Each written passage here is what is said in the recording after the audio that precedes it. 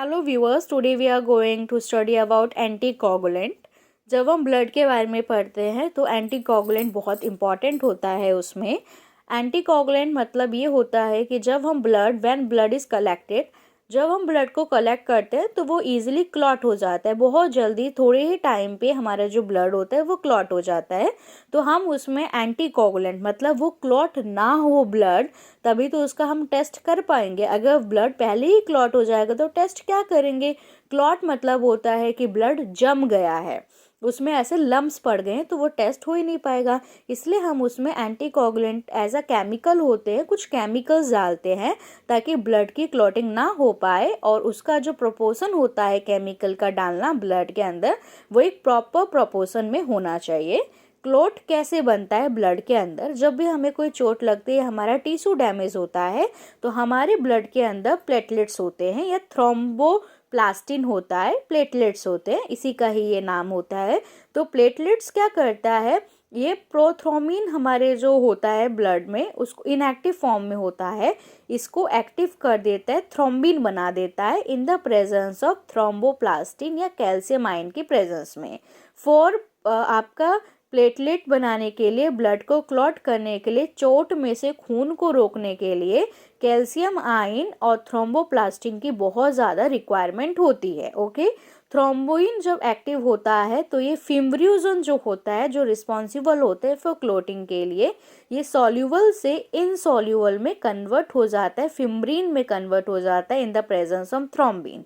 And then fibrin, जो insoluble फिम्ब्रिन होता है, वो ब्लड और ब्लड के सेल्स के साथ, आरबीसी, इन सब के साथ मिलके क्लॉट हो जाता है और हमारे फाइन थ्रेड से क्लॉट हो जाता है। फाइन थ्रेड जो हमारे दिखाई देती है किसी भी चोट के ऊपर, वो क्लॉट हो जाता है ब्लड, ऐसे आपका क्लॉटिंग प्रोसेस आ जाता है। लेकिन जब हम ब्लड टेस्ट के लिए निकालते हैं और उस टाइम पे अगर ब्लड क्लॉट हो गया तो हमारे टेस्ट नहीं हो पाएंगे, इसलिए हम कुछ टाइप के एंटीकोगुलेंट डालते हैं।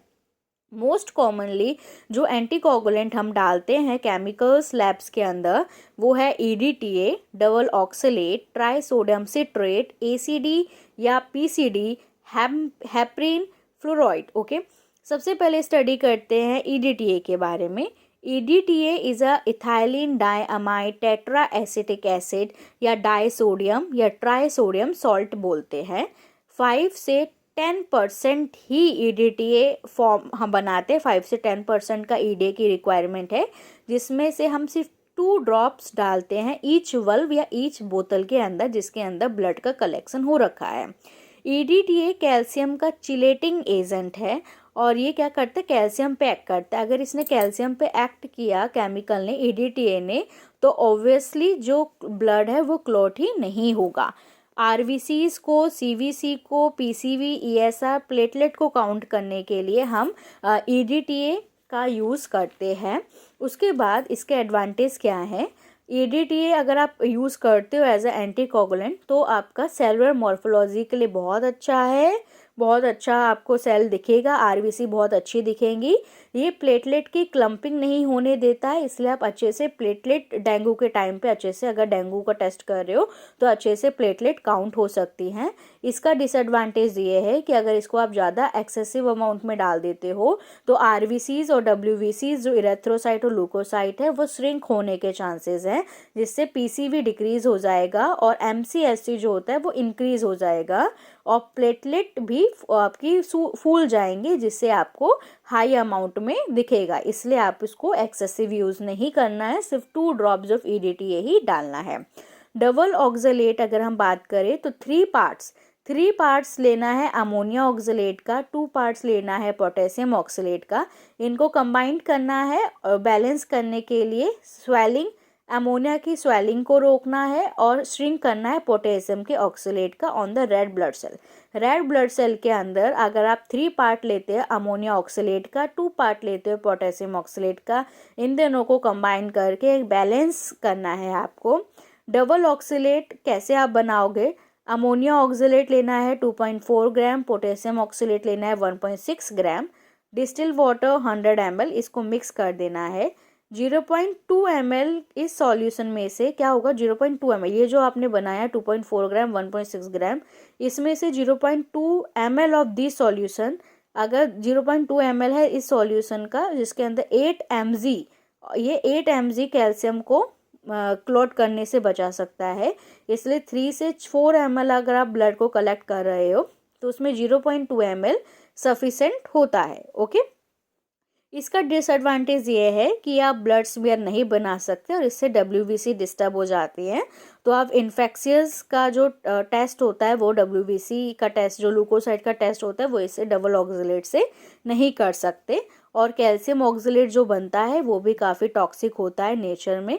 ब्लड बैंक में, ब्लड ट्रांसफ्यूज़न में ये यूज़ नहीं होता है, डबल ऑक्सिलेट का यूज़ आप नहीं कर सकते हो।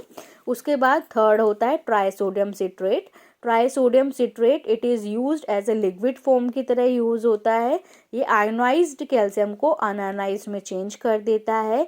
ECR के डिटर्मिनेशन में बाय वेस्टरग्रेन मेथड से जब आप यूज़ करते हो, ये यूज़ करते हो 0.4 ml of 3.5 gram of sodium citrate को एंड ब्लड को जब आप ऐड करते हो अप टू 1.6 ml मार्क तक, डिटर्मिनेशन ऑफ APTT और आपका PTT 0.2 ml of 3.8 gram per DL of sodium citrate and blood is added up to 1.8 mark तक। इसका डिसएडवांटेज ये है कि ये सिर्फ लिक्विड फॉर्म में यूज़ होगा, इसलिए सूटेबल नहीं है फॉर हीमोग्लोबिन डिटर्मिनेशन। ये पार्ट 1 है। आगे हम हेम्प्रिन का और भी फ्लोराइड इन सब के बारे में डिस्कस करेंगे। वीडियो अच्छी लगी हो तो लाइक करना, शेयर, कमेंट एंड और भी पैथोलॉजी के बारे में, माइक्रोबायोलॉजी की नॉलेज के लिए मेरे चैनल को सब्सक्राइब करना। Thank you.